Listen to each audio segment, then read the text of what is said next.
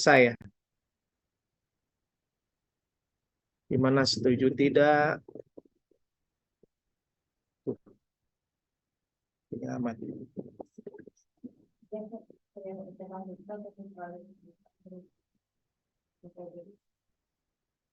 Tadi Sabil katanya izin hari ini nggak hadir ya. Jadi wakilnya siapa? Ya, Bismillah. Kahurun. Hmm? Kahurun Ustadz wakilnya. Hurun. Hurun. Wen hurun mawjuda wala la? Hurun. Hai Hanun, sih. Pak Hanun. Hanun Ustadz wakil. Bukan Hurun. Siapa? Hanun. Oh, Hanun. Hanunnya ada.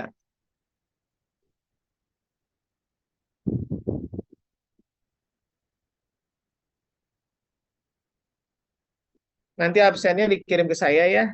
Yang pekan lalu juga lupa dikirim tuh sama Sabil. Atau nanti aja direkap kalau pas masuk offline saya dikasih. Oke, nabda min al-an. Al-an satakunu al-majmu'ah الثانية ولا الثالثة لأن قبل ذلك قبل أسبوع مررنا هذا الموضوع لكن ما عندنا المحاضرة من الطالبات ربما الطالبات هذا اليوم يجهزنا في إلقاء المحاضرة عن الموضوع والموضوع هو الديمقراطية حكم الشعبي للشعبي كيف مستعدين مستعدات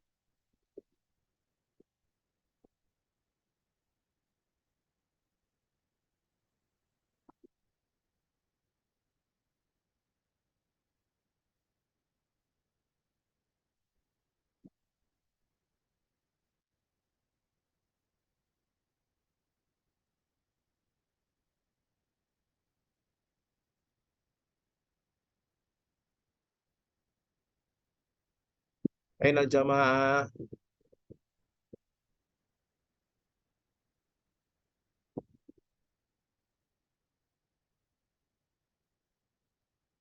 hmm, kumaha berembeh berembeh kabar deh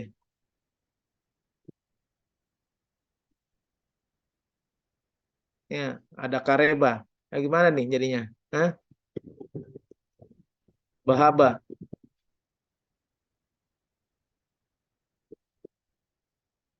Ini mau belajar sama mau ditutup?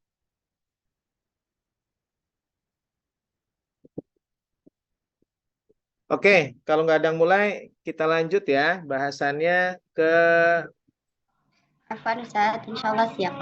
siap. Oh, Nurul. Ayo Nurul, selain Nurul. Bismillahirrahmanirrahim. Rabbana shrah lana sudurana wa yassir lana umurana wahlul 'uqdatam min alsinatina yafqahu aqwalana. Assalamualaikum warahmatullahi wabarakatuh. Salam warahmatullahi wabarakatuh. Alhamdulillah alladzi bi ni'matihi tatimmu shalihat. Asyhadu an la ilaha illallah wa asyhadu anna Muhammadar Rasulullah. Allahumma salli wa sallim ala sayyidina Muhammadin wa ala alihi wa ashabihi wa man tabi'ahum bi ihsanin ila yaumiddin. Amma ba'd. Puji dan syukur kita panjatkan kepada Allah Subhanahu wa taala karena hidayah dan limpahan karunia-Nya kita semua dapat berkumpul di pertemuan kali ini. Walaupun saat ini kita diberi kesempatan bersua via online, tapi semoga tidak mengurangi keberkahan dari berkumpulnya kita di majelis ilmu insya Allah. Tak lupa juga untuk memberikan salawat beserta salam kepada Nabi dan Rasul kita Muhammad Sallallahu Alaihi Wasallam. Di sini Ana, Nurul, ada Aska, Fatima, dan I'lanis. Kami dari kelompok 3 yang insya Allah akan mempresentasikan tentang demokrasi. Sebelumnya kami mohon maaf sebesar-besarnya kepada Ustadz dan seluruh teman-teman karena suatu alasan presentasi ini jadi tertunda. Baik, mari kita masuk pada sesi presentasi. Mohon diperhatikan ya. Saya persilahkan pada Kak I'lanis untuk mulai presentasi dan dilanjutkan oleh Kak Fatima Abuha.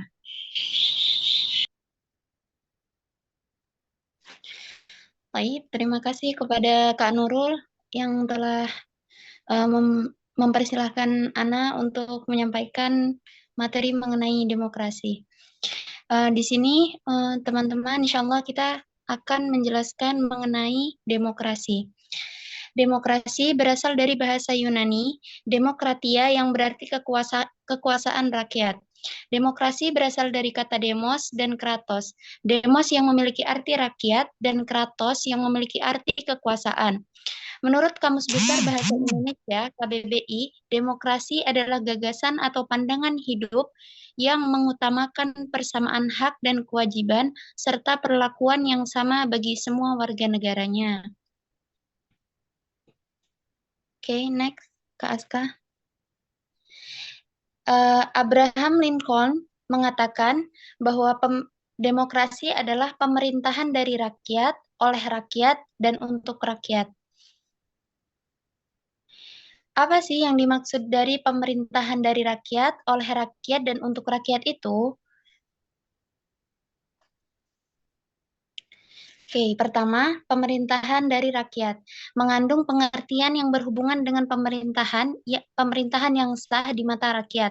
Pemerintahan yang sah ini adalah memerintahkan yang mendapat pengakuan dan dukungan rakyat atau yang biasa disebut legitimasi. Dengan adanya hal ini, maka barulah pemerintahan dapat menjalankan program-programnya.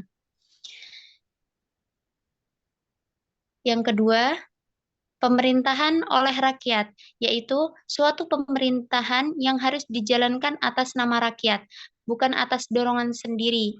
Pengawasannya pun dilakukan oleh rakyat. Proses pengawasannya dapat dilakukan secara langsung ataupun tidak langsung oleh pengawas. Yang ketiga, pemerintahan untuk rakyat. Kekuasaan yang diberikan oleh rakyat kepada pemerintahan dijalankan untuk kepentingan rakyat. Kemudian, pemerintah harus menjamin adanya kebebasan seluas-luasnya kepada rakyat dalam menyampaikan aspirasinya. Penyampaian ini dapat dilakukan secara langsung atau melalui media.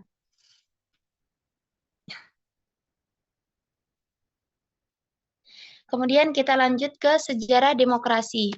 Sejarah singkat demokrasi Indonesia memperlihatkan demokrasi yang kita jalankan belum tampak jelas pada awalnya. Indonesia masih mencari formula yang tepat bagi sistem demokrasi. Seiring berjalannya waktu, terbentuklah sistem demokrasi dalam negara kita. Menurut para pakar ketatanegaraan, sistem demokrasi yang kita jalankan sesudah kemerdekaan adalah demokrasi parlementer. Demokrasi parlementer membuat sebuah partai politik dapat menguasai pemerintahan dan negara secara dominan.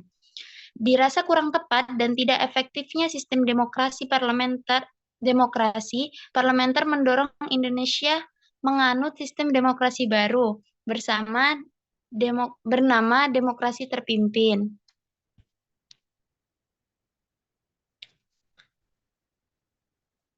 Oke, lanjut. Sejarah demokrasi di Indonesia juga diwarnai dengan demokrasi terpimpin yang membuat wewenang presiden semakin luas dan dinilai tidak efektif dalam membangun Indonesia, maka demokrasi terpimpin menuai banyak kecaman. Bangsa Indonesia menuntut demokrasi terpimpin dikembalikan kepada demokrasi Pancasila, yaitu demokrasi yang benar-benar mengamalkan nilai-nilai yang terkandung dalam Pancasila. Demokrasi Pancasila baru diterapkan pada masa Orde Baru.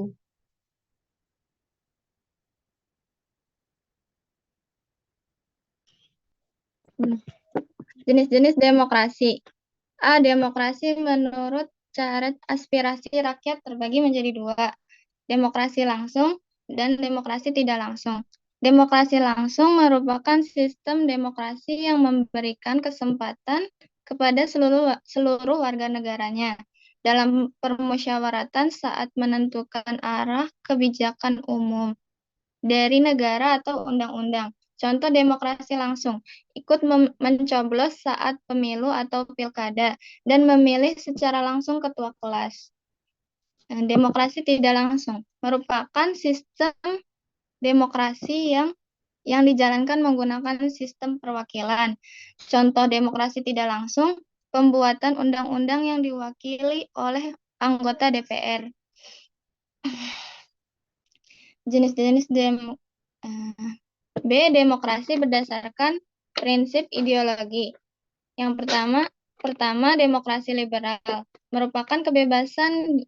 Demokrasi liberal merupakan kebebasan individu yang lebih ditekankan dan mengabaikan kepentingan umum. Contoh demokrasi liberal. Dalam demokrasi ini adanya sistem multi partai dan demokrasi ini telah mendorong untuk lahirnya partai-partai politik. Kedua, demokrasi rakyat. Demokrasi rakyat merupakan demokrasi yang didasarkan pada paham sosialisme dan komunisme dan lebih mengutamakan kepentingan umum atau negara. Contoh demokrasi rakyat pada saat pemilihan presiden dan wakil presiden. 3. Demokrasi Pancasila merupakan demokrasi yang ada di Indonesia bersumberkan pada nilai-nilai sosial budaya bangsa serta berasaskan musyawarah mufakat dengan memprioritaskan kepentingan seluruh rakyat, seluruh masyarakat atau warga negara. Demokrasi Pancasila fokus pada kepentingan dan aspirasi serta hati nurani rakyat. Sampai saat ini Indonesia menganut demokrasi Pancasila yang bersumber pada falsafah Pancasila. Contoh demokrasi Pancasila aktif dalam organisasi dan gotong royong.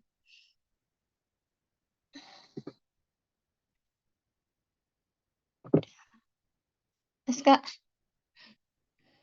Ciri-ciri demokrasi. Pertama, pemerintahan didasarkan kehendak dan kepentingan semua rakyat. Kedua, ciri konstitusional ialah hal yang berhubungan dengan kepentingan, kehendak atau kemauan atau kekuasaan rakyat yang dituliskan dalam konstitusi dan undang-undang negara tersebut. Ketiga, ciri perwakilan yakni dalam mengatur negaranya kedaulatan rakyat akan diwakilkan oleh beberapa orang yang sudah dipilih oleh rakyat itu sendiri. Keempat, ciri pemilihan umum yakni sebuah kegiatan politik yang dilaksanakan untuk memilih pihak dalam pemerintahan.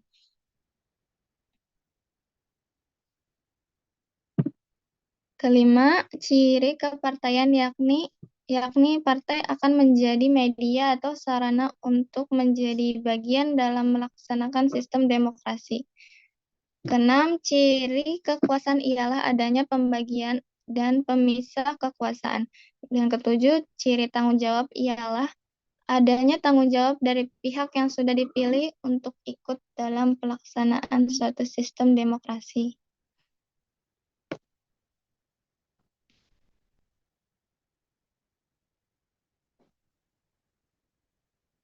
Apakah ada pertanyaan?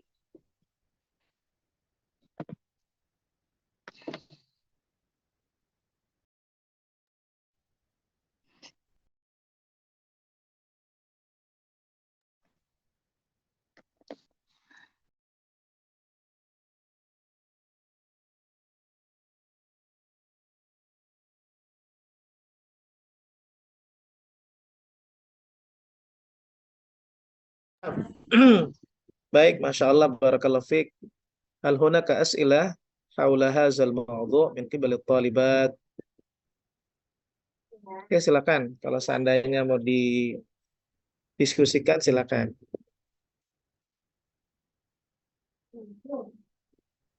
Di keluar aja lagi apa namanya filenya supaya kalau seandainya. Nah, baik. Gimana? Apa perlu diulang reviewnya atau cukup?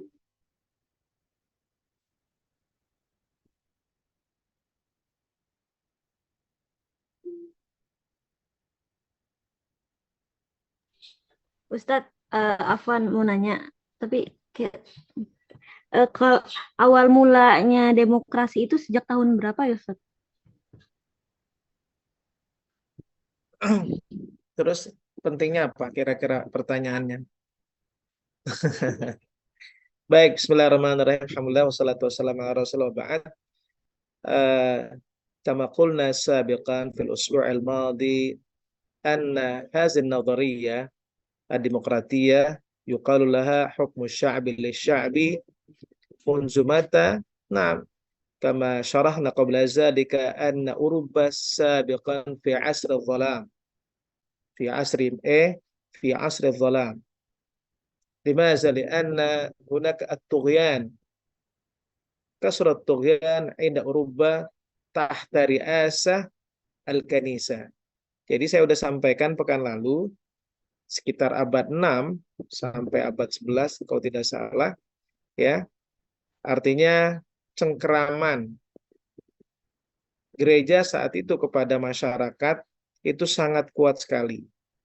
Bahkan gereja saat itu mengatakan mereka adalah rijaluddin, wakil-wakil Tuhan. Nah, tapi prakteknya ketika mereka klaim sebagai wakil Tuhan, mereka tuh punya hukum tersendiri, punya aturan sendiri, bahkan perlakuannya melampaui batas dan semena-mena terhadap masyarakatnya saat itu. Apakah terkait dengan politik, ekonomi, pemerintahan, bahkan juga dengan kalau seandainya dia bertentangan dengan rajanya, kuat sekali, sangat dominan, ya powerful, kira-kira gitu.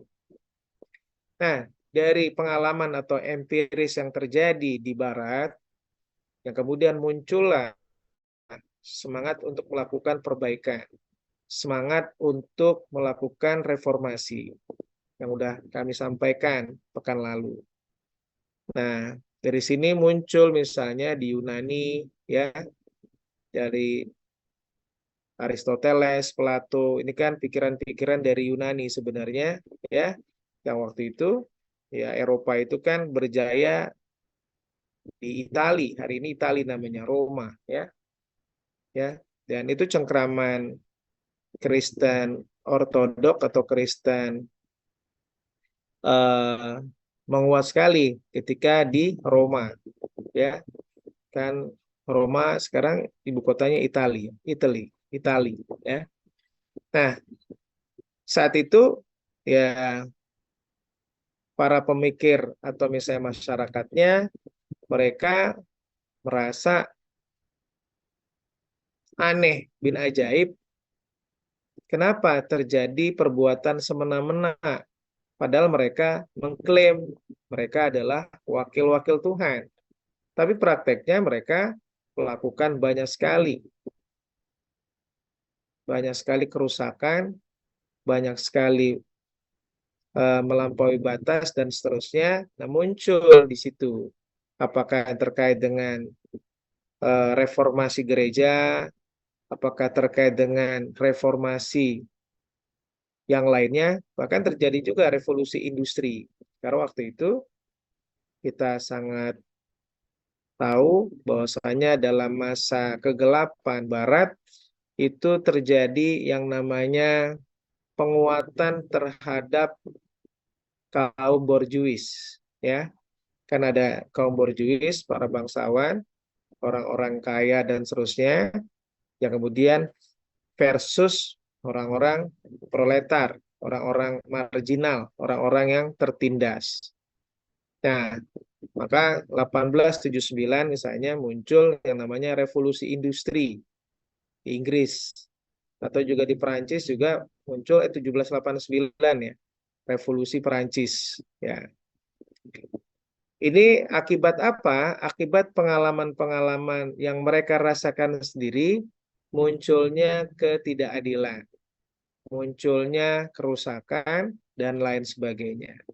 Nah, dari sinilah spirit untuk membangun negara ini muncul dari masyarakatnya. Oh, begini loh, kalau memang kita dipimpin wakil-wakil Tuhan, ya, fihi qadaya, banyak masalah. Ya, karena itu kita kembalikan saja mandatnya tidak lagi kepada mereka yang merasa ditunjuk oleh Tuhan. Muncullah mereka mengusulkan bagaimana kalau kedaulatan itu diberikan kepada kita nih, ya, kepada masyarakat itu. Nah, di situ tuh ya kalau seandainya kita belajar asal muasal dari situ, dari pengalaman gelap orang-orang Barat saat itu. Tentu hunaka farqun kabir baina pengalaman Islam ya dengan pengalaman di Barat, tentunya berbeda jauh. Jadi kalau ilustrasi penyakit itu adalah kalau seandainya ada orang yang punya sakit darah tinggi, yang satu adalah darah rendah, itu sama-sama penyakitnya berat. Sama-sama pusingnya, kemudian mungkin muter-muternya, mungkin sakitnya juga cukup akut. Nah, tapi penanganannya berbeda. Kalau seandainya orang sakit darah tinggi, larangannya banyak. Antara lain misalnya dilarang makan daging kambing misalnya. Atau dilarang makan kolesterol yang banyak, dilarang. Tapi kalau sebaliknya, kalau mereka yang darah tinggi, darah rendah, mohon maaf, itu sebaliknya, disuruh makan tuh daging kambing dan lain sebagainya. Nah,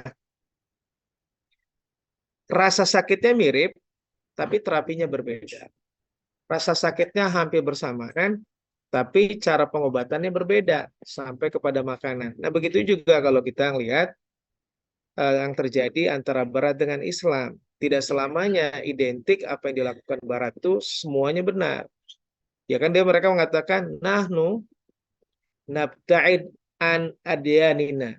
Kita jauhkan dari agama kita, kemudian nataqaddam ilal amam. Kemudian kita bisa maju ke depan. Kan gitu. Dan ini seringkali doktrin seperti ini juga dialamatkan kepada orang Islam. Ente, antum, Anda, kalian, kalau mau maju tinggalin agama kalian.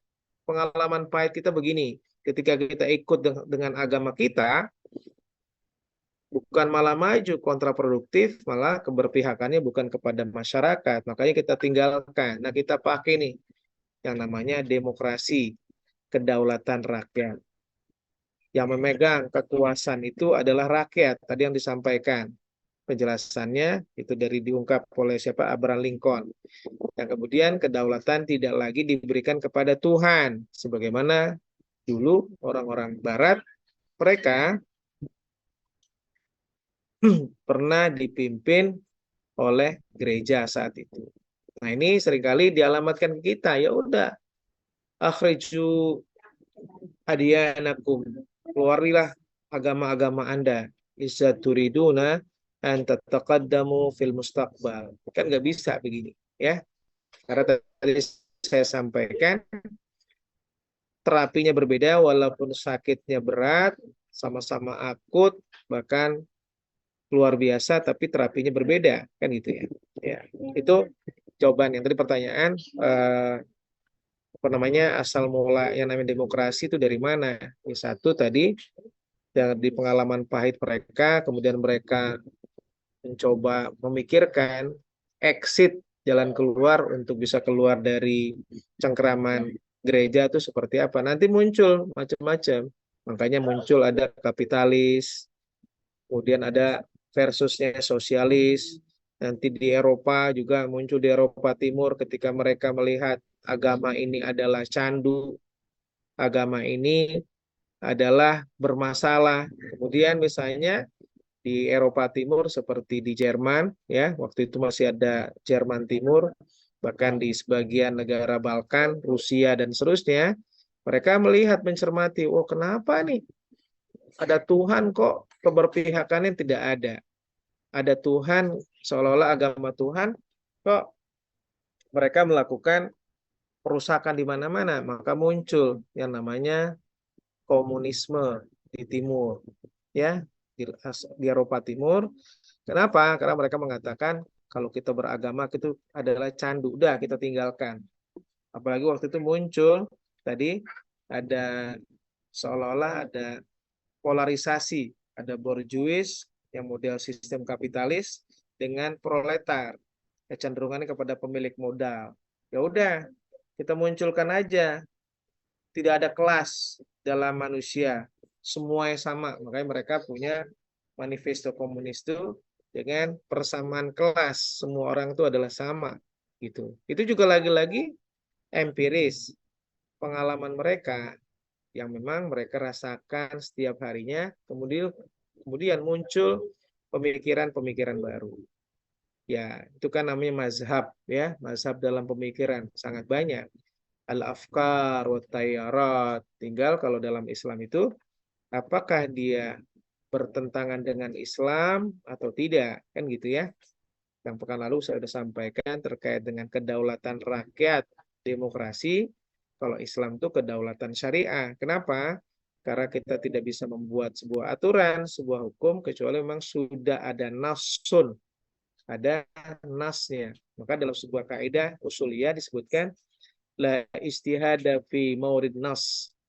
Tidak ada istihad, tidak ada hukum baru kalau memang nasnya ada. Jadi barat misalnya terkait dengan minuman keras, terkait dengan LGBT ya, atau istilahnya lagi bete ya, lagi bete LGBT, yaitu mereka membolehkan di Eropa, saya di Swiss, di Belanda dan lain sebagainya, nggak ada masalah. Kenapa? Karena menurut mereka ini adalah akomodasi dari masyarakat, akomodasi rakyat, dan kita menggunakan demokrasi itu boleh. Nah, berbeda dengan kita, seperti mereka misalnya kenal di jalanan, udah saling senang segala macam, bahkan di Barat itu dikenal juga mereka suami istri yang sudah menahun bertahun-tahun, tapi memang mereka tidak sah ya, secara perkawinan. Saya lupa tuh istilahnya apa ya, gitu ya. Jadi ya mereka menawi sendiri. Kenapa? Karena ini yang namanya freedom, yang namanya kebebasan, itu diakomodasi dalam demokrasi. Tentu yang saya sudah sampaikan kemarin, demokrasi kalau di Barat itu demokrasinya liberal, ya. Di Indonesia saja, kalau kita tadi bisa menelusuri, demokrasi itu dulu macam-macam. Yang saya sampaikan demokrasi itu sangat lunak ya. Demokrasi itu cukup fleksibel. Dulu di pemerintahan Orde Baru dengan Orde Lama itu menggunakan pendekatannya demokrasi terpimpin. Sampai saat itu mereka atau DPR saat itu ya mengangkat presiden seumur hidup ya, melakukan kesepakatan demikian ya. Jadi kalau dibaca sejarah kita, pernah Pak Soekarno itu diangkat seumur hidup. Maka mereka pendekatannya demokrasi terpimpin. Yang kemudian pasca itu Orde Baru berubah lagi dengan pendekatannya demokrasi Pancasila. Ya, yang akan menjalankan Pancasila secara murni.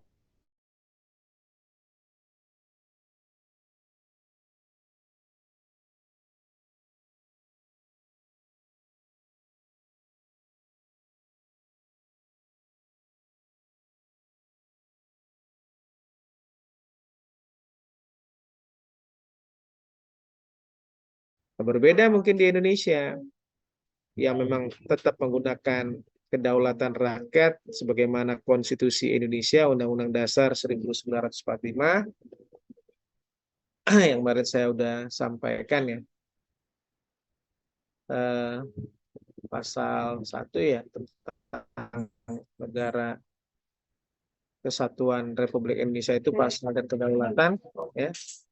Kemarin kan kalau kita mengacu kepada Undang-Undang Dasar 1945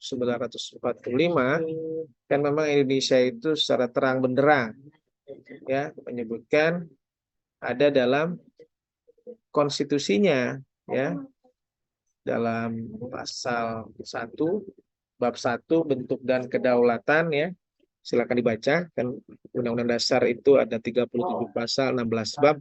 Di pasal 1 ayat 2 disebutkan kedaulatan berada di tangan rakyat dan dilaksanakan menurut Undang-Undang Dasar. Dari sinilah muncul yang namanya demokrasi di Indonesia. Kenapa? Karena secara tegas dituliskan bahwasanya negara Indonesia bermazhab kedaulatan rakyat demokrasi. pasal 1 ayat 2. Jadi para akhwat sekalian yang Allah muliakan, jadi mana itu penjelasannya? Jadi cukup fleksibel ya, yang saya sampaikan kemarin ketika di Indonesia ini karena kecenderungan masyarakatnya budayanya menguat dengan agama, bahkan kecenderungannya juga religius, nah dia agak susah.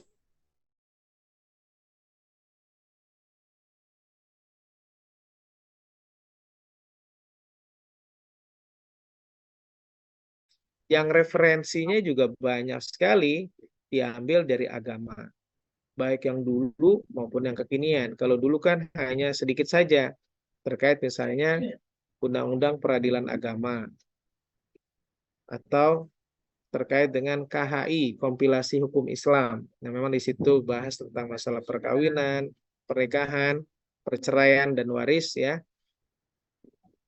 Kemudian kalau hari ini itu cukup banyak. Ada undang-undang misalnya bicara tentang penyelenggaraan ibadah haji. Ada undang-undang pengelolaan wakaf ya. Artinya spiritnya adalah terkait dengan hukum Islam. Jadi kalau bahasanya hukum Islam itu dijadikan hukum, maka muncul istilah hukum positif. Makanya ada istilah disebutkan positifikasi hukum dalam Islam. Dan itu banyak diakomodir. Belum lagi misalnya bicara tentang undang-undang otonomi daerah. Seperti di Aceh, diberikan undang-undang khusus ya.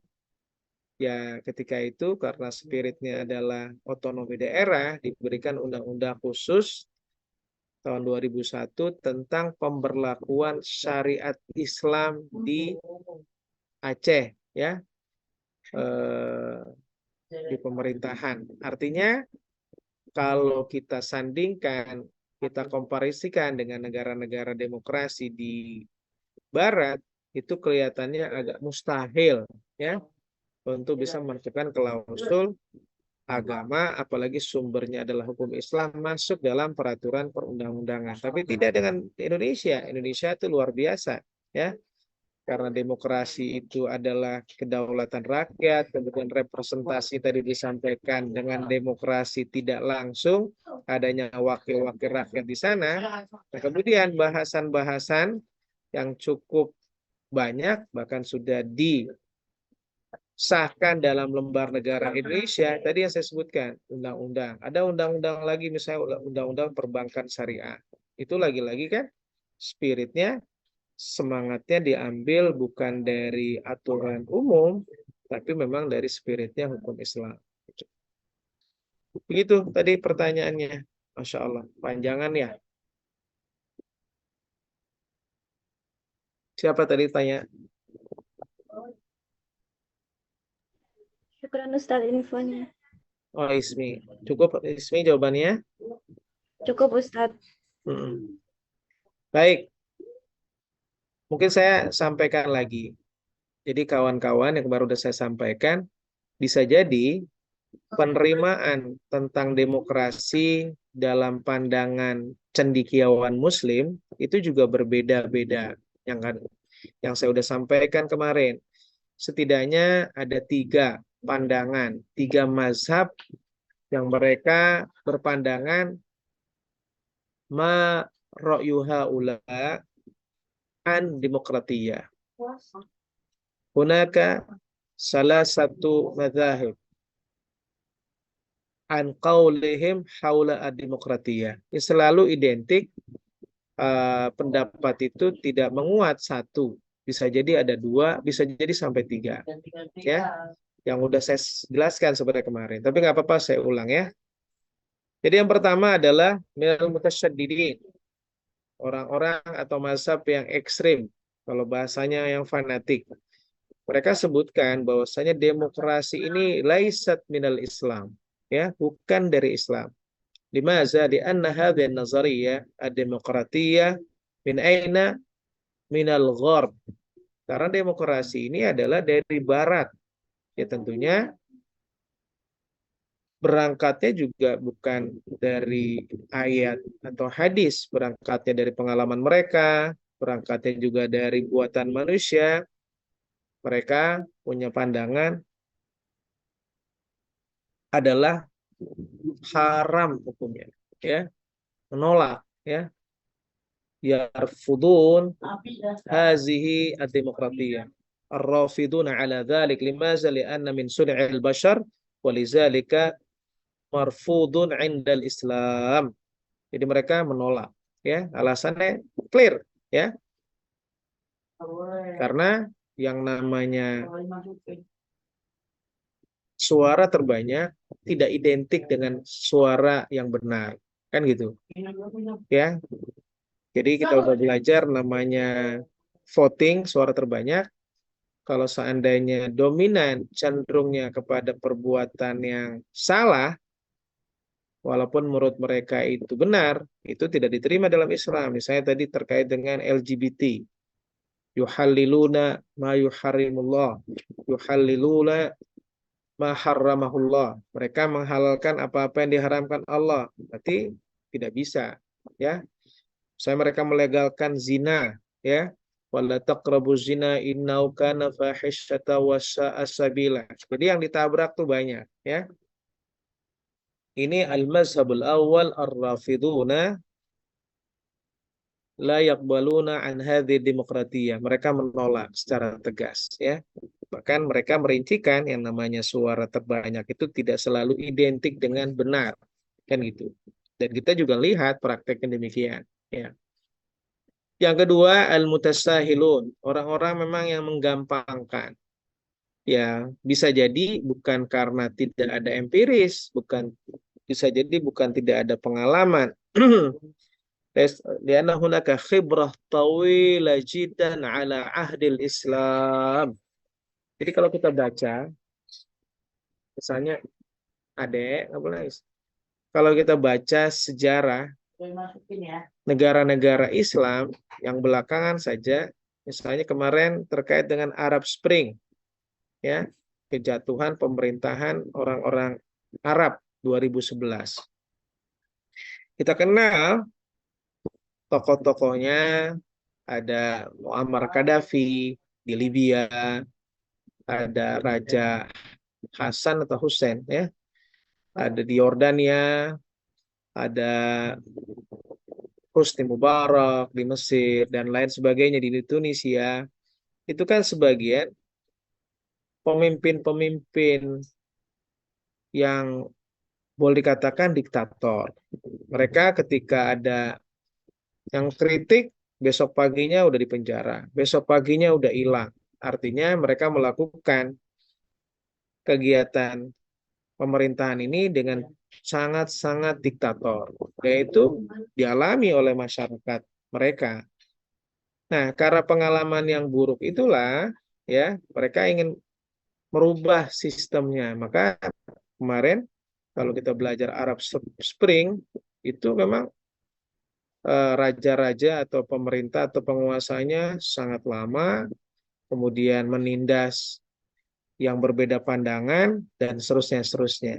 Nah, ini kan terjadilah tuh, ya, mulai dari kalau nggak salah mana Tunisia, ya, terus Libya, Mesir dan seterusnya bergejolak waktu itu Arab Spring, ya. Ya ada yang sukses, ada yang gagal, bahkan sampai hari ini juga masih banyak juga yang selalu baku hantam antar masyarakatnya, ya. Ya muncullah semangat untuk melakukan demokratisasi di negara-negara Timur Tengah. Karena pengalaman pahit juga, mereka hidup dengan tangan besi, yang berbeda pendapat juga langsung ditangkap, dipenjara, bahkan tidak sedikit mungkin yang dieksekusi, kan gitu, ya. Ya. Nah, menurut yang kedua, mereka katakan ini adalah al-ilaj asy-syafi. Ad-dawa asy-syafi. Ini adalah obat mujarab buat negara-negara Islam di mana pemerintahannya sangat diktator. Pemerintahannya tangan besi, kan gitu. Ini obat yang sangat baik, bahkan solusi mujarab, kan gitu. Maka terima itu yang namanya demokrasi. Bandingannya apa? Bandingannya tentunya Barat, ya apakah Eropa, Amerika, mereka bisa maju, mereka bisa punya peradaban, mereka juga apa namanya mengakomodasi kritik, nggak dipasung dan seterusnya, memuliakan orang dan lain sebagainya. Ya kemudian mereka udah deh terima nah mia 100%. Laisa hunaka masyakil. Naqbal kulla ad-demokratiyah. Terima semua yang namanya demokrasi. Ditambah misalnya ada orang-orang Islam yang mungkin, bukan mungkin ya, yang memang belajar di Barat. Kan banyak nih, baik di Mesir maupun di Timur Tengah, bahkan Indonesia, yang mereka studinya itu ke Barat. Ada yang ke Perancis, Sorbonne University, ya, atau ada yang ke Amerika, banyaklah kampusnya. Ada McGill, ada UCLA, California University, ada misalnya apa macam-macam lah ya. Ada juga yang memang mungkin ke Jerman ya. Nah, ketika mereka belajar studi di sana, mereka lihat orang-orangnya. Anggaplah mereka masuk belajar ilmu sosial politik ya, secara struktural, secara teori dan lain-lain. Kemudian mereka juga langsung berhadap-hadapan dengan masyarakatnya. Oh, ternyata damai, tertib, bagus ya. Ini juga melanda di dunia Timur Tengah. Makanya misalnya yang tergila-gila dengan Perancis itu di Mesir namanya Toha Hussein ya. Bahkan Toha Hussein itu bukan saja sangat terpengaruh dengan pemikiran Barat, semua tradisi-tradisi Barat ditulis dalam bukunya. Bahkan nyaris misalnya ada seorang tokoh Islam mengatakan ya dia lihat di Barat itu orang-orang Islam meskipun mereka bukan Muslim. Makanya istilah mereka muncul adalah al-Islamu mahjubun bil muslimin. Kalau nggak salah Muhammad Abduh yang bilang ya. Walaupun dia tetap kuat secara teori Islam, dia tidak berpihak kepada Barat. Karena modelnya Muhammad Abduh menerima modernisasi. Modernisasi itu adalah modern ya, atau istilah kebaratan westernisasi, yang tapi ketika berhadapan bertolak belakang dengan Islam mereka nolak, seperti tokoh-tokohnya Muhammad Abduh, Taufik Rashid Ridho dan lain-lain ya. Ada juga yang menerima seperti Haikal Hussein juga kelihatannya menerima, yang menulis tentang sejarah Islam. Taha Hussein, atau misalnya siapa yang di Mesir, Mahmud Aqad ya, banyak tokoh-tokohnya kalau kita cari. Ya termasuk juga Soekarno. Soekarno itu kiblatnya ke Turki, ya. Dia sangat mengagungkan yang namanya Mustafa Kamal, ya. Baca aja sejarahnya, karena dia menganggap terlalu sempit kalau negara agama, kan gitu.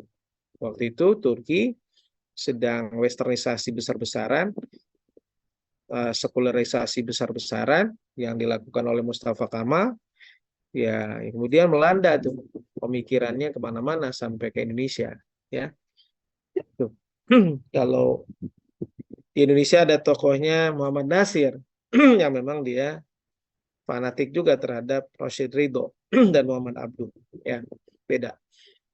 Nah ini gambarannya para akhwat sekalian. Dia mengatakan al-mutasahilun, ngegampangin aja, terimalah semuanya, kan gitu. Nah, kemudian al-mazhabut tsalis wa wal mazhab al-mutawassit al-wasitiyah. Ya, kita menerima naqbal ad-demokratiyah bil mulahazah, ya. Jadi kita nerima secara moderat, tapi dengan catatan-catatan. Kalau seandainya memang dia bertentangan dengan nasun, bertentangan dengan Islam, kita nggak mungkin menerima. Ternyata di Indonesia ini ketika dulu beberapa kali diusulkan, bahkan di MK ya, Mahkamah Konstitusi, tentang legalisasi LGBT itu selalu ditolak. Meskipun yang ngusulin tuh banyak, yang datang banyak. Kenapa? Karena spirit para hakim juga masih kuat religinya, kecuali para hakim nantinya atau para anggota dewan yang memang yang masuk di dalamnya adalah orang-orang liberal, orang-orang yang permisif, orang-orang yang memang mengabaikan agama. Mungkin ceritanya akan berbeda. Nah, tentunya yang saya sampaikan bahwa demokrasi yang indikatornya adalah pemilu menjadi sangat penting. Kenapa? Kita akan memilih para tokoh-tokoh, pemimpin-pemimpin yang akan duduk di parlemen, di legislatif maupun di eksekutif, ya tentunya yang mereka, ya kalau bahasa kita yang bertakwa, yang soleh, yang keberpihakannya kepada masyarakat banyak. Karena kecenderungan orang soleh juga tidak selalu solehun li ghairihi. Ada orang soleh yang memang bisa jadi solehun li nafsihi, bas. Dia nggak bisa menyampaikan dengan baik ketika duduk di parlemen. Mungkin dia baik buat dirinya. Makanya ketika ada sebuah sandingan, ada dua orang calon pemimpin, yang satu soleh, tapi dia tidak banyak berbuat kebaikan untuk banyak orang. Yang satu ini ya istilahnya bandel, nakal, ya. Tapi dia keberpihakannya kepada masyarakat banyak itu sangat dominan. Mana Anda pilih? Ya kalau kondisinya yang ketiga sih kita pengen dia soleh tapi berani. Tapi kan susah dapetin yang ketiga. Tidak mudah. Nah ketika mendapatkan hanya dua soleh, yang satu misalnya ibadahnya kurang rajin tapi keberpihakan masyarakatnya banyak, nah kita pilih yang kedua. Udah, kalau masalah ibadah bainahu wa baina rabbi, urusan dia dah dengan Allah Subhanahu wa taala. Kenapa? Karena ini berani dalam amar ma'ruf nahi mungkar. Apalagi misalnya orang yang melabrak aturan, dia berani sikat, baik orang kaya atau ibaratnya tidak ada perbedaan. Nah, kalau orang soleh aja, mungkin dia ibadahnya rajin, ke masjid rajin, tepat waktu, tapi dia nggak berani orangnya. Nah, makanya nggak cukup kesolehan saja, perlu ada keberanian, apalagi dia harus memimpin, bukan ratusan ribu orang, ini adalah jutaan. Ya, kalau di Indonesia lebih dari 250 juta dia harus memimpin. Ya, itu yang ketiga. Jadi bil mulahadhat, jadi al-mazhab al-wasiti, pandangan yang moderat, artinya dia menerima demokrasi tapi dengan catatan-catatan. Wallahu a'lam bishawab. Mungkin itu tambahan dari saya terkait dengan demokrasi, apakah kompatibel dengan Islam. Tadi sudah saya sampaikan ada istilah kedaulatan rakyat, ada kedaulatan syariat. Jadi kalau Islam itu sudah ada nasun, ya, itu. Wallahu a'lam. Ada lagi yang mau didiskusikan? Tinggal 10 menit. Masih ada ya?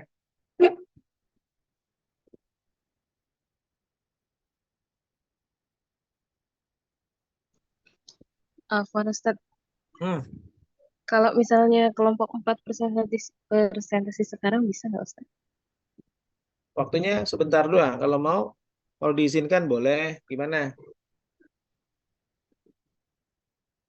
Masih ada 10 menit, nggak apa-apa? Lanjut. Ini orangnya ada apa enggak nih? Atau cuma namanya doang di sini? Masya Allah, orangnya mah lagi tidur. Orangnya mah lagi tilawah. Orangnya Ada lagi. Ya udah, Uut silakan lanjut aja. Nggak apa-apa dalam waktu 10 menit ya. Insya Allah. Kalau memang penjelasan hari ini kurang, mungkin nanti bisa lanjut ke pembahasan berikutnya.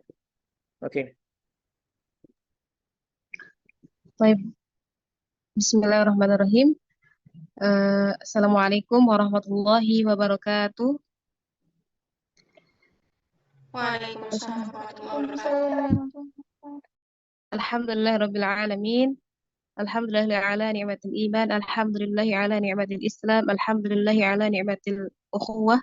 Alhamdulillah ala ni'matil hidayah. Alhamdulillah, alhamdulillah. Allahumma sholli ala Muhammad wa ala ali Muhammad. Jazakumullah khair. Sebelumnya kami ucapkan kepada Ustadz dan juga teman-teman yang telah mengizinkan kelompok 4 untuk presentasi pada pagi hari ini. Insya Allah dari kelompok 4, kami akan mempresentasikan pemilu yang insya Allah akan dibacakan oleh Ismi, Najmi, dan juga Najmi. Kepada Ismi dan juga Najmi, dipersilahkan.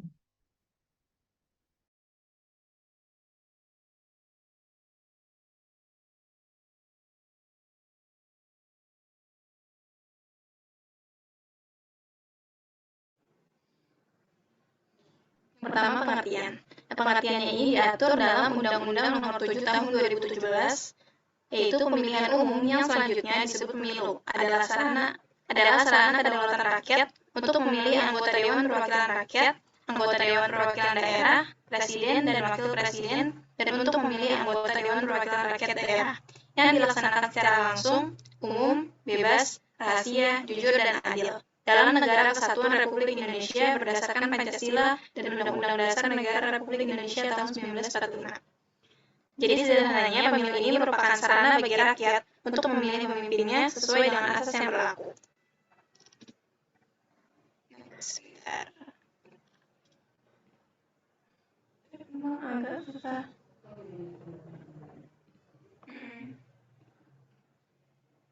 Nah, asasnya ini diatur dalam pasal 2 UU Nomor 7 Tahun 2017. Pemilu memiliki 6 asas penting, yakni langsung, umum, bebas, rahasia, jujur, dan adil, atau yang biasa kita singkat dengan luber jurdil.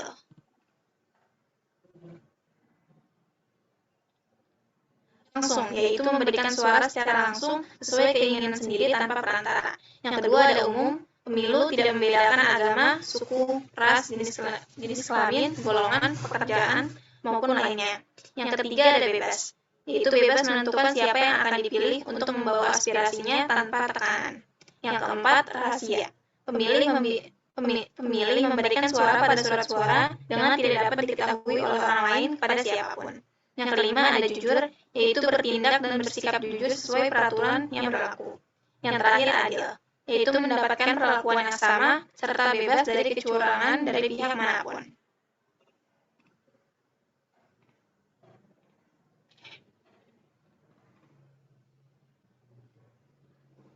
Nah, prinsip pemilu ini diatur berdasarkan UU Nomor 7 Tahun 2017 Pasal 3. Ada mandiri, jujur, adil, berkepastian hukum, tertib, terbuka, proporsional, profesional, akuntabel, efektif, dan efisien. Selanjutnya akan dijelaskan oleh Ismi. Tujuan pemilu. Tujuan pemilu sendiri membentuk pemerintahan baru dan perwakilan rakyat yang benar-benar bekerja untuk meningkatkan kesejahteraan rakyat. Berdasarkan Undang-Undang Nomor 7 Tahun 2017 Pasal 4. Kok nggak di slide sih? Slide selanjutnya dong.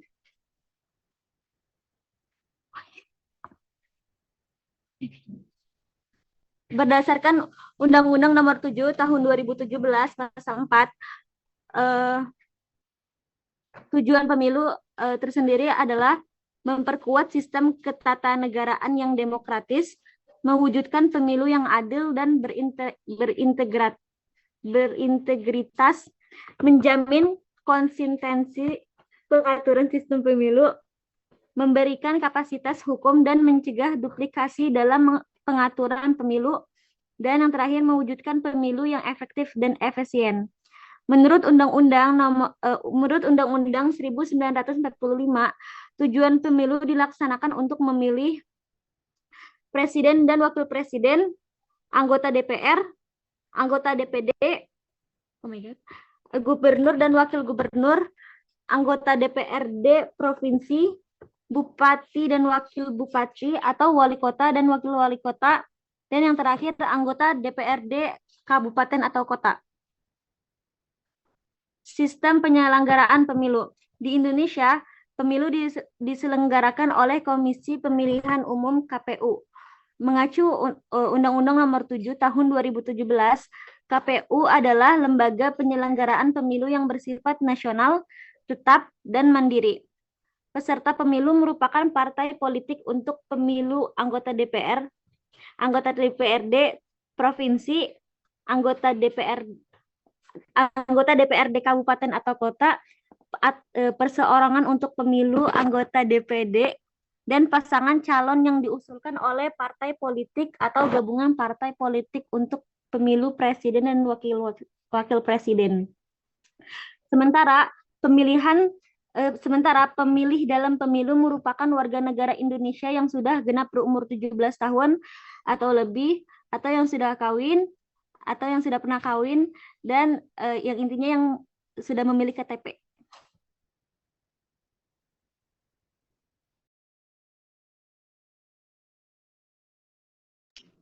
Baik, jazakumullah khair kepada Najmi dan juga Ismi yang telah membacakan presentasi pada pagi hari ini. Sekedar informasi juga buat teman-teman bahwasanya di Indonesia sudah diadakan 12 kali pemilu. 12 kali pemilu yang dimana dimulai tahun 1955 dan terakhir 2019 dan insya Allah di tahun depan ya Ustaz. Mungkin Bukan tahun depan. Tahun depan 14 Februari 2024 ya, tahun depan. Benar. Ya, kalau tahun depan, jadi buat teman-teman yang sudah punya KTP jangan lupa pilih nanti presidennya. Mungkin kalau ada tambahan dari teman-teman, dari Ustadz atau pertanyaan, dipersilahkan. Saya selaku MC mohon undur diri. Jazakumullah khair. Wassalamualaikum warahmatullahi wabarakatuh. Assalamualaikum warahmatullahi wabarakatuh. Ya, jazakumullah khairan katsira pada kelompok 4 yang telah menyampaikan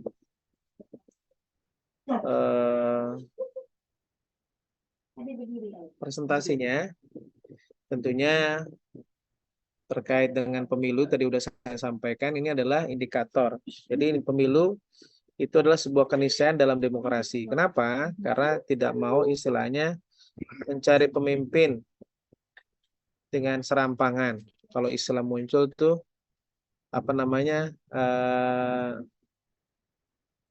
membeli kucing dalam karung ya istilahnya.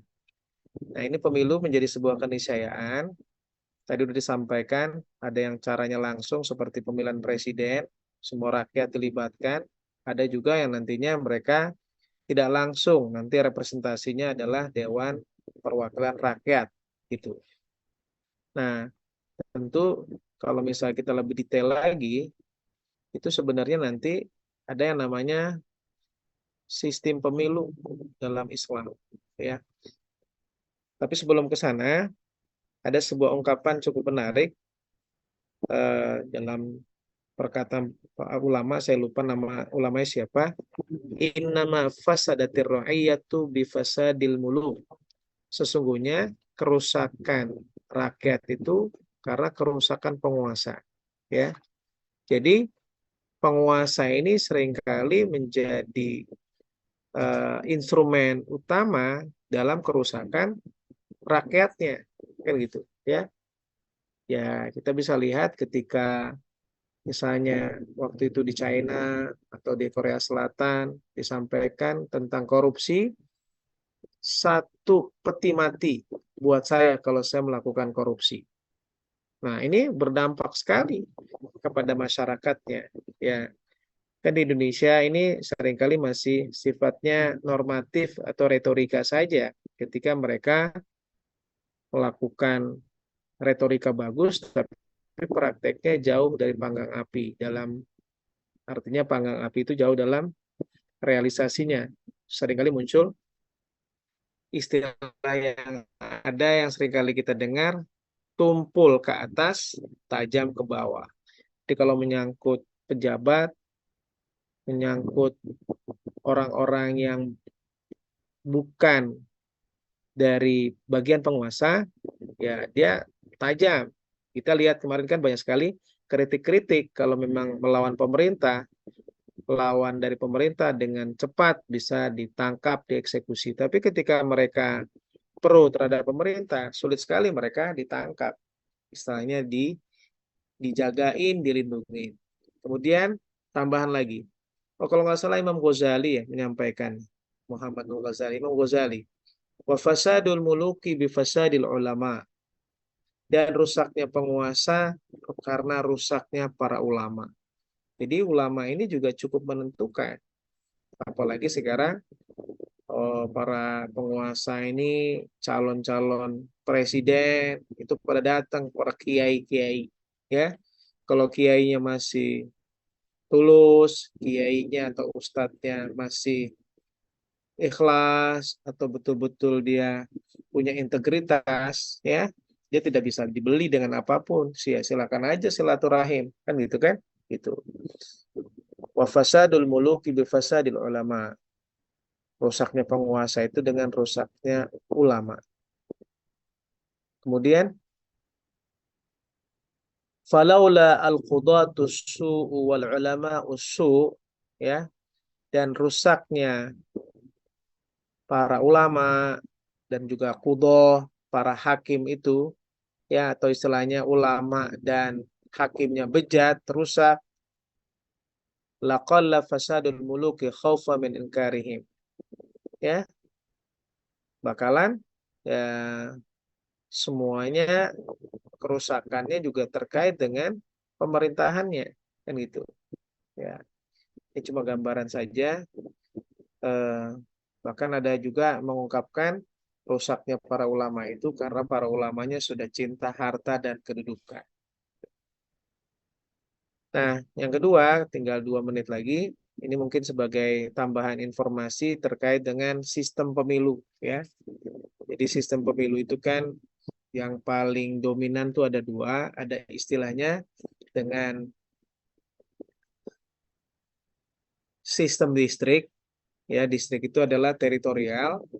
Kalau bahasa Inggrisnya single member constituency ya. Jadi modelnya itu dia distrik. Jadi kalau misalnya nanti ada yang hajat, ada calon legislatif, ada 10 misalnya, kemudian peruntukannya itu ada di satu daerah tertentu, maka kalau di sistem distrik itu suara yang paling besar dialah yang menang. Ya. Jadi semuanya gugur kan gitu ya. Karena dia dominan yang paling besar. Yang pertama pemenangnya karena melalui basis teritorial. Ada sistem yang lain namanya multi-member constituency. Jadi namanya proporsional berimbang ya, atau perwakilan berimbang. Jadi kalau perwakilan berimbang itu adalah ya menggunakan wakil yang terpilih yang kemudian memang udah ditentukan siapa-siapa kuotanya, dia tidak dominan, bukan hanya satu orang. Nanti tinggal suaranya saja dibagi. Ya seperti hari ini modelnya kan proporsional, tinggal kita lihat nih apakah tertutup atau terbuka. Yang dikhawatirkan pemerintah cenderung terhadap tertutup. Jadi kalau tertutup itu nanti peserta legislatifnya, calon legislatifnya yang hanya dapat dimenangkan hanya berurutan nomor 1, 2 sesuai dengan suara partainya. Bahkan nomor 9 ke atas itu tidak bisa. Karena kenapa? Karena proporsional tertutup. Ya, ada proporsional terbuka, ada proporsional tertutup. Mungkin nanti kita bisa baca lagi. Ya, karena waktunya sangat sempit ya. Walau alam mungkin itu tambahan singkat. Yang jelas gambaran adanya pemilu. Apa sih dalam Islam? Pertama, pemilu itu kita memilih yang namanya pemimpin. Nah, dalam Islam penting sekali memilih pemimpin dalam Islam. Pernah saya sampaikan, mungkin kapan ya, di kelas kali. Rasulullah sampaikan, iza kuntum salasa, apabila Anda bertiga fi safarin, dalam bersafar, falyu'amiru ahadahum, maka ambil satu orang menjadi pemimpin. Ma balu ar-rijal wan nisa wa balu daulah. Hasal adad kam salasa bas. Sallallahu alaihi wasallam ayyana amiran, ayyana ra'isan, kam adaduhum faqat salasa. Iza kuntum salasa fi safarin falyu'amiru ahadahum. ما بال إندونيسيا دولة كبيرة جدا والمواطنون أيضا كثير أكثر من 200 مليون. لا يمكن أن نعين رئيسا إلا عن طريق هكذا, kan gitu. Jadi dalam Islam itu pemimpin mutlak diperlukan. Bahkan dalam sholat pun yang para ulama menyebutkan al-imamatu sughra hiya fis shalah. Kepemimpinan dalam Islam itu dalam kecil, skala kecil itu adalah kepemimpinan sholat, ya. Walakin al-imam al-uzma imamud daulah, hakimud daulah. Tapi kalau persoalan yang lebih besar, kepemimpinan terkait dengan negara dan pemasyabah dzalika. Itu. Ya, belum lagi misalnya terkait dengan sejarah Islam, bagaimana Rasulullah SAW ketika wafat, para sahabat, muhajirin, ansar, mereka kumpul di Bani Saqifah, ya Bani Sa'idah, mereka bermuktamar, kongres, atau apa namanya, sidang, untuk menentukan siapa pemimpin ba'da wafatir Rasulullah SAW. Ya, terkait dengan kepemimpinan dalam Islam juga dalilnya juga cukup banyak ya. Kalau alam bisawab itu mungkin tambahan terkait dengan bagaimana konteks pemilu itu diperlukan, karena rumah besarnya adalah kita bisa mencari pemimpin buat memimpin sebuah negeri. Ada sebuah pandangan, iza nazalta fi baladin, kalau kamu turun dalam sebuah negeri kemudian la yujad fihi rais, tidak ada pemimpinnya, farhal anhu, Anda pergi dari situ. Contohnya sekarang di negara Afrika ada namanya Nigeria. Nigeria itu mayoritas Muslim, tapi mereka itu perkabilah. Jadi sini ada pemimpinnya, kacau lah ya, kacau di sana tuh ya. Masya Allah, kita dengan pemimpin yang ada sekalipun bisa jadi banyak persoalan, tapi masih ada kekuatan bagaimana persatuan ini masih ada yang dijaga. Kalau memang pemimpinnya ada raja-raja kecil, ya itu mungkin bisa saling baku hantam satu dengan yang lain. Wallahul musta'an. Mungkin itu jam 9 ya.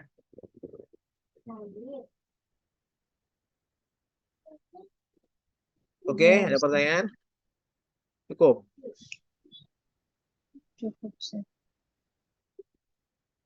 خير إن شاء الله نكتفي بهذا وإن شاء الله سنستكمل ونكمل في الأسبوع القادم ونريد من الحاضرات أو من الطالبات أن يجهز من الآن سيلقينا المحاضرة القادمة إن شاء الله في المجموعة بعد 4 5 إن شاء الله.